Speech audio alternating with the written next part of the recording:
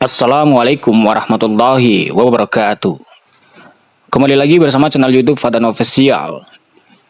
Dan pada kesempatan kali ini, insya Allah saya akan membawakan salah satu sirah sahabat yang bernama Al-Bara bin Malik Al-Ansari. Janganlah kalian tunjuk Al-Bara menjadi amir dalam pasukan muslimin, karena dikhawatirkan ia dapat mencelakakan tentaranya karena ingin terus maju. Sahabat Fadan Official yang insya Allah dirahmati Allah Subhanahu wa Ta'ala, dikisahkan rambutnya berantakan, badannya kurus, tulangnya kecil, gesit, dan sulit dilihat. Akan tetapi meski demikian, ia berhasil membunuh 100 orang musyrik dalam sekali perang. Selain orang-orang yang berhasil dibunuhnya dalam perang-perang yang diikutinya bersama para pejuang, dia adalah orang yang gagah, berani, dan pantang mundur. Demikian tulis Umar dalam sebuah surat yang ia tunjukkan untuk para pembantunya. Janganlah ia tunjuk sebagai pimpinan pasukan muslimin, karena khawatir mereka semua terbunuh karena maju terus. Dialah Al-Bara bin Malik Al-Ansari, saudara Anas bin Malik, pembantu Rasulullah Shallallahu Alaihi Wasallam. Jika aku paparkan semua kisah kepahlawanan Al-Bara bin Malik, pasti akan membutuhkan banyak ruang dan halaman. Karenanya, aku hanya akan menceritakan satu kisah dari kepahlawanan yang dapat memberikan gambaran kepadamu tentang kisah kepahlawanannya yang lain. Kisah ini dimulai saat Rasulullah Shallallahu Alaihi Wasallam wafat dan kembali ke pangkuan Tuhannya. Saat beberapa kabilah Arab keluar dari agama Allah secara berbondong, seperti saat mereka masuk agama tersebut secara berbondong. Sehingga yang tersisa hanyalah para penduduk Mekah, Madinah, Taif, dan beberapa kelompok di sana-sini yang Allah tetapkan hatinya untuk terus beriman. Abu Bakar As-Siddiq tetap tegar menghadapi fitnah yang merebak ini. Ia tegar bagi gunung kokoh yang tak bergeming. Ia menyiapkan 11 pasukan yang terdiri dari kaum Muhajirin dan Ansor.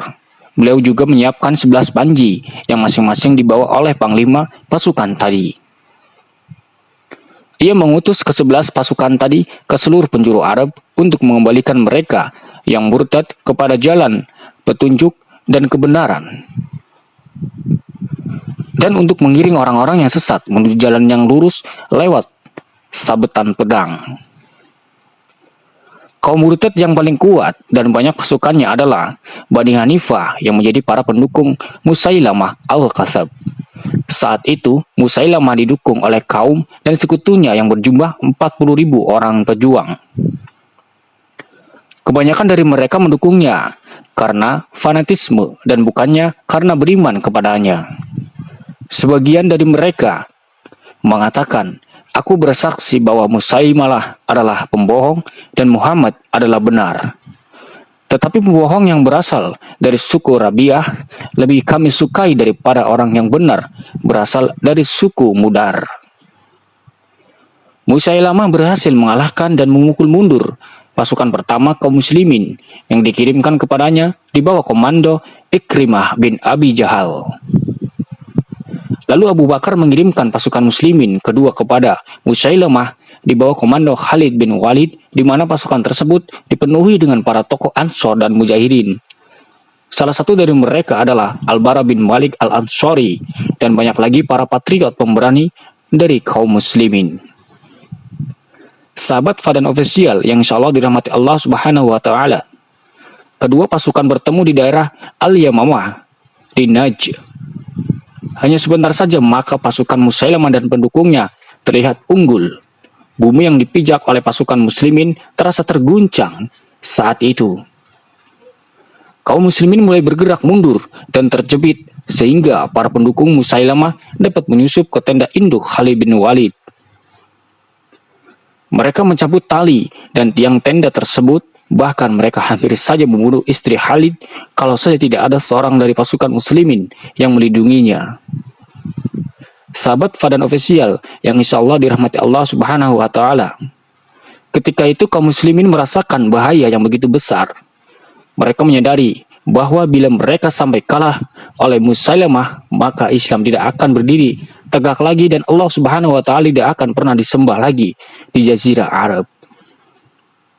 Khalid langsung bangkit menuju pasukannya. Ia mulai mengatur kembali pasukannya. Ia mendahulukan kaum Mujahirin di pasukan depan dan Ansar di belakang. Dan ia menempatkan orang-orang Badui di barisan tersebut. Khalid juga mengumpulkan anak-anak yang berasal dari satu bapak dengan satu panji agar ia dapat mengetahui musibah yang menimpa setiap regu dalam peperangan ini. Dan juga agar ia tahu dari sisi mana kaum muslimin diserang. Maka terjadilah perang di antara dua kubu yang begitu hebatnya. Kaum muslimin belum pernah menjalani peperangan yang begitu dahsyat seperti ini sebelumnya. Kaum muslimah telah berdiri dengan congkaknya di medan perang seolah mereka bagai gunung yang tak bergeming dan mereka seolah tidak peduli akan banyaknya korban yang mereka terima. Dan kaum muslimin saat itu didukung oleh para pahlawan yang bila dikumpulkan dalam tulisan maka akan menjadi sebuah kisah kepahlawanan yang amat menarik. Terdapat di sana Sabit bin Qais, pembawa panji Al-Ansor, yang telah menyiapkan peralatan kematian, kain kafan, dan menggali sendiri kuburan untuk dirinya. Ia masuk ke dalam lubang yang digalinya tersebut sehingga mencapai separuh dari petisnya. Ia berdiri tegap dalam posisinya itu. Ia berjuang mempertahankan panji kaumnya sehingga ia binasa dan menjadi syahid. Sahabat Fadan Official yang insya Allah dirahmati Allah Subhanahu wa taala. Ada lagi Zaid bin Khattab, saudara Umar bin Khattab radhiyallahu anhu, yang menyuruh pasukan muslimin, "Wahai semua manusia, gigitlah kuat-kuat geraham kalian, seranglah musuh kalian dan terus maju pantang mundur.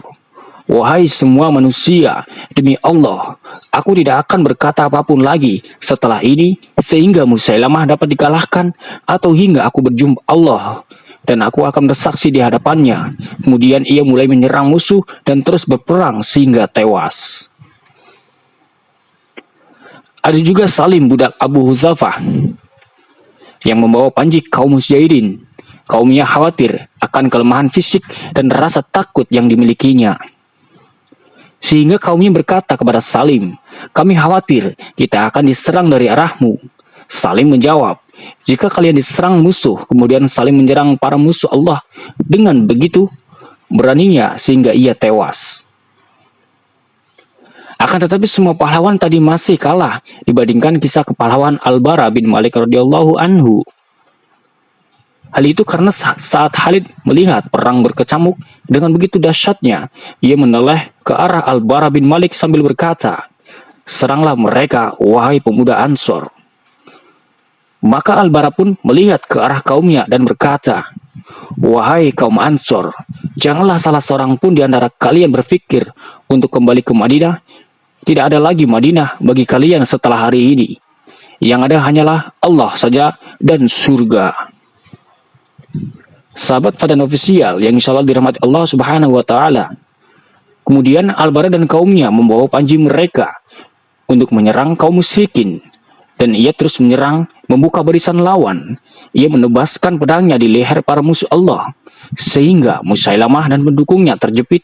Mereka mundur ke sebuah taman yang tersebut ataupun yang terkenal dalam sejarah dengan sebutan Hadikatul Maut, Taman Kematian.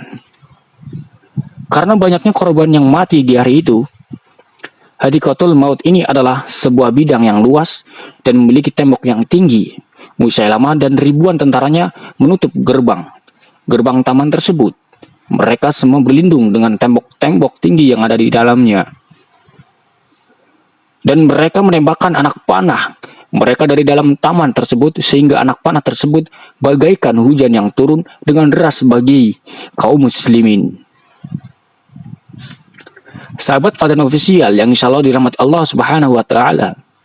Saat itu majulah sang pejuang Islam yang gagah berani bernama Al-Bara bin Malik sambil berseru, "Wahai kaumku, taruhlah aku di alat pelempar dan arahkanlah ke arah para pemanah itu. Lemparkanlah aku ke dalam taman dekat gerbangnya, karena bila aku tidak mati syahid, maka aku akan membuka gerbang taman untuk kalian. Dalam sekejap, Al-Bara bin Malik telah duduk di atas alat pelempar.